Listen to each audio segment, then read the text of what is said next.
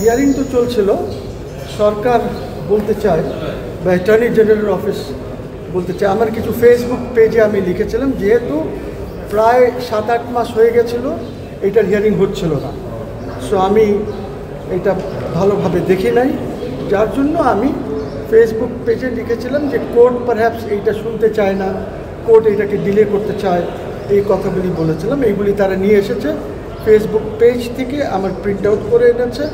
আমি তারপরে 4টা ইনস্টলমেন্টসে আমি পাবলিকের সামনে গিয়ে বলেছি ফেসবুকে যে লাইভে যে 106 এই জিনিস আছে, 106তে রাষ্ট্রের সাথে জাতির সাথে প্রতারণা করা হয়েছে, এটা ফেসবুকে বলেছে।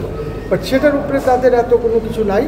তাদের কথা হচ্ছে যে আমি যে বলেছি যে এই কোর্টের ব্যাপারে বলেছি, ওদের 2 সেপ্টেম্বরে এটা আইটেম 25 ছিল, অনেকবার মেনশন করেছি, 25 নম্বর আইটেম ছিল।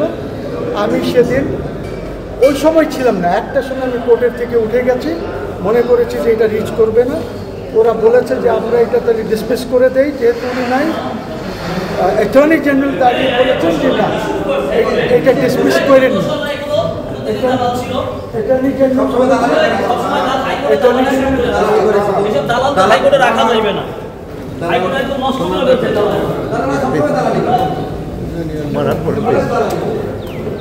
অ্যাটর্নি জেনারেল এইগুলি হলো সব অ্যাসিস্ট্যান্ট অ্যাটর্নি জেনারেল, আইনা কোর্টে বসেছে, চিল্লাপাল্লা করে, ওইখানেও তারা চিল্লাপাল্লা করেছে কোর্টে। সো এনিওয়ে, তো এখন কোর্ট আমাকে বলেছে, ওরা বলেছে যে আমার উপরে কন্টেম্প্ট রুল ইস্যু করা উচিত, সরকার বলেছে। সো কোর্ট আমাকে বলেছে যে দেখেন আপনার সাথে যে রিলেশনশিপটা আছে আপনি এটার ব্যাপারে কী বলেন, একটা এফিডেভিট দিয়ে। আমি বলেছি ঠিক আছে, আমি আমার ফেসবুক পেজ থেকে ওই লেখাটা যেটা আছে ওইটা আমি ডিলিট করে দেবো, কিন্তু এই কেসটা চলুক, যেন এটা আর ফার্দার ডিলে না হয়। এর মধ্যে 3-4টা আছে, ইন্টারভিনার্স আছে যারা এসেছে। কোর্ট বলেছে না, কেস চলবে, একটু ডিরেলমেন্ট হচ্ছে, আপনাকে টাইম দিলাম, আপনি একটা এফিডেভিট নিয়ে বলে দেন যে না আমাদের রিলেশনশিপটা ঠিক থাকে কোর্টে দাঁড়াবে। এই